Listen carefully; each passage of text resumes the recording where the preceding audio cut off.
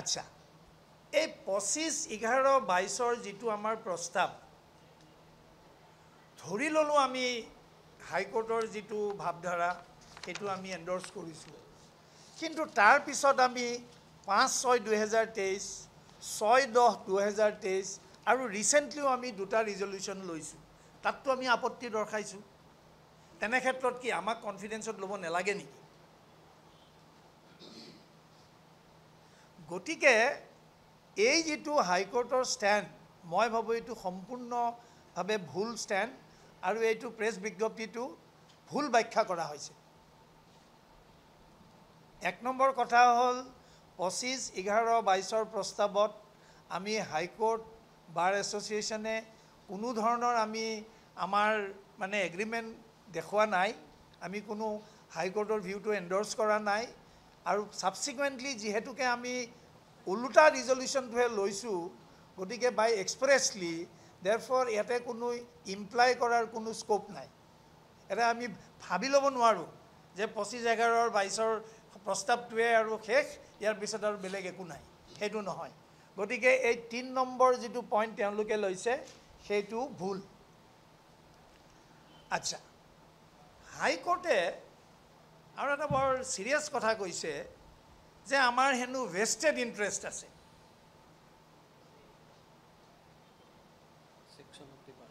Section of the বাৰ আৰু আমাৰ অসম চৰকাৰৰ মহা অধিবক্তাই মানে হততে কৈয়ে আছে যে আমি তিনিজন মান ব্যক্তিয়ে হেনু আমি এটো ডাকভাগ লৈছো গতিকে সৰ্বসাধাৰণ অধিবক্তাৰ ইয়াত কোনো আপত্তি নাই এটা দেখা যায় মহা অধিবক্তা আৰু হাইকোৰ্টৰ এই যেটো মানে মত হেতুত প্ৰায় তেওঁলোক একমত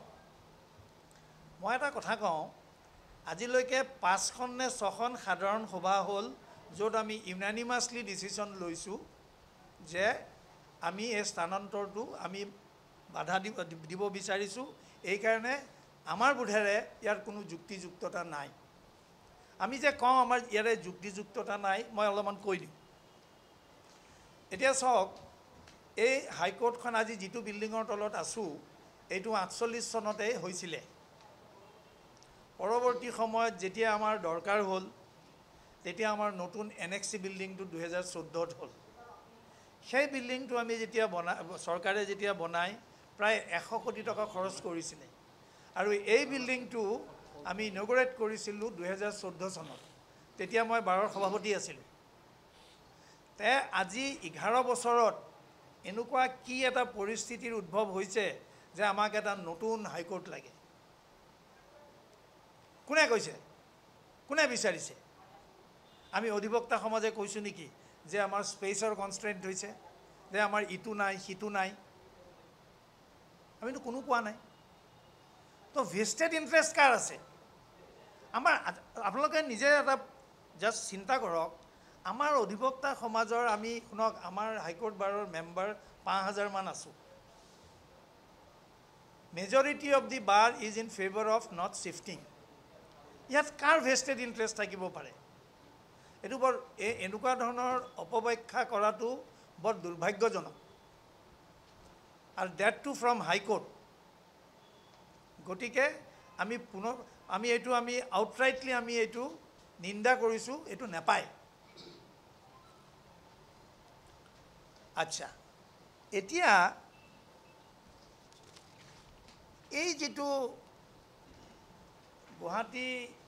হাইকোৰ্ট কৰ্তৃপক্ষই যেটো মানে একপক্ষভাৱে বা চৰকাৰৰ লগত লগ লাগি যেটো ডিসিশন লৈছে ইয়াততো কোনো ট্ৰান্সপাৰেন্সি নাই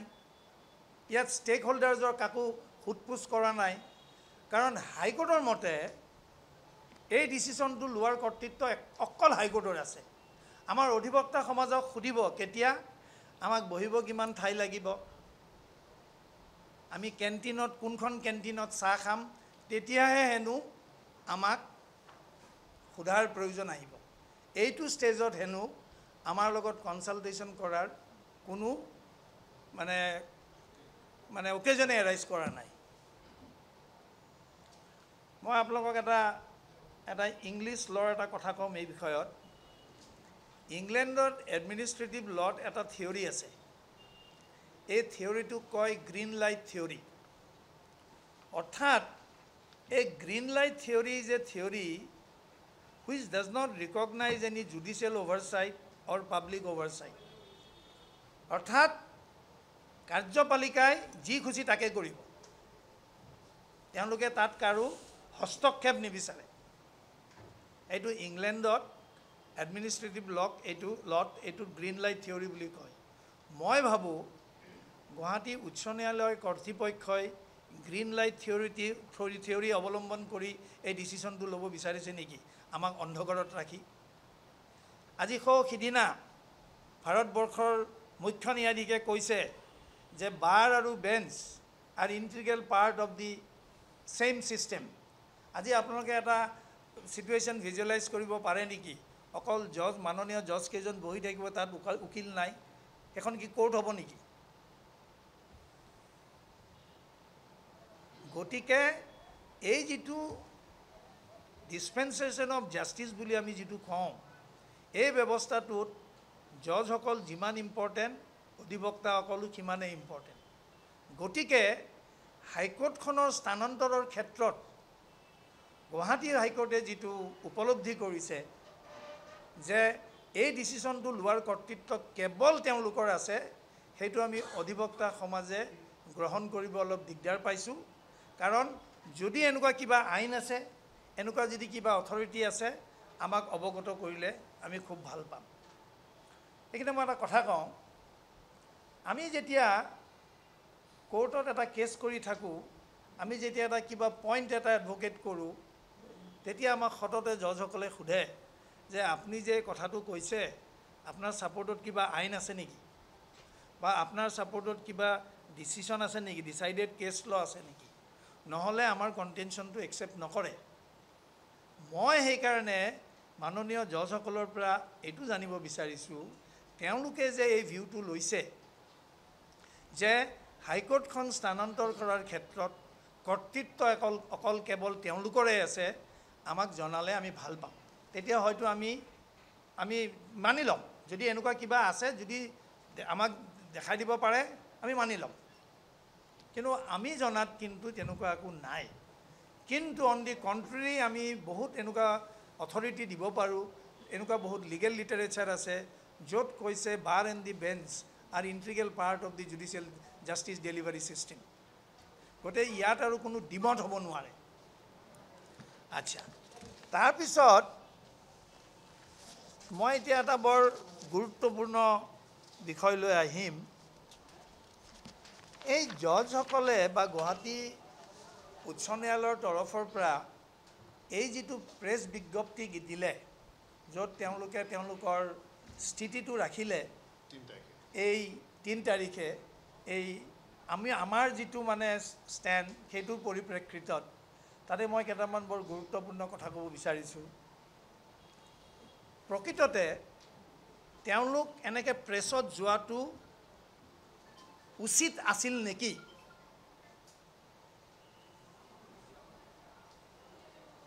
মোৰ বোধেৰে, মোৰ ভুলো হ'ব পাৰে, মই নাজানো, মই উকিল সন্থাৰ সভাপতি হিচাপে মই এইটো ক'ব বিচাৰোঁ যে এইটো তেওঁলোকৰ এটা বৰ ডাঙৰ ভুল হৈছে। কিয় ডাঙৰ ভুল হৈছে বুলি কৈছে মই কৈ আছোঁ আপোনালোকক।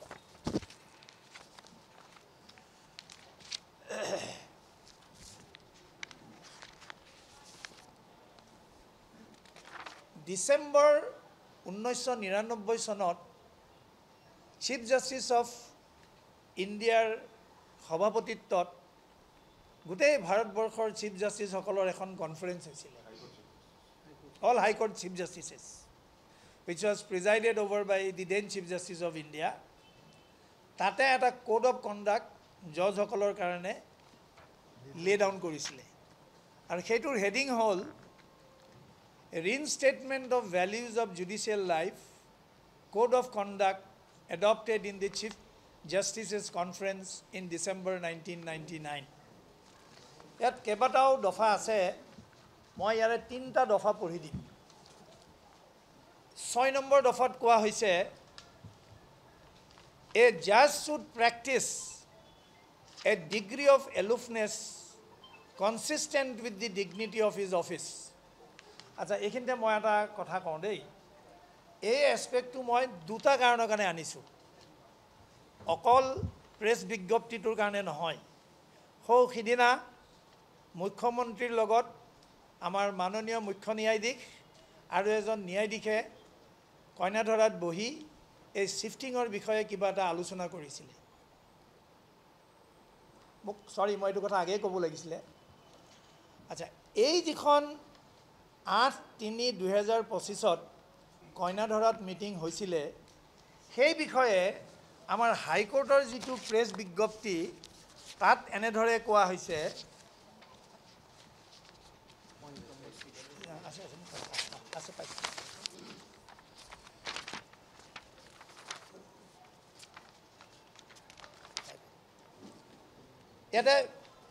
ইয়াতে প্ৰেছ বিজ্ঞপ্তিটো আপোনালোকে নিজে পাইছে তাতে বহুত কথা কোৱা হৈছে তাৰে এটা কথা কোৱা হৈছিল there was no agenda as regards setting up of judicial township including shifting যিকোনো খবৰৰ বাবে যোগাযোগ কৰক 7099017330 লগতে 7099017110 নম্বৰত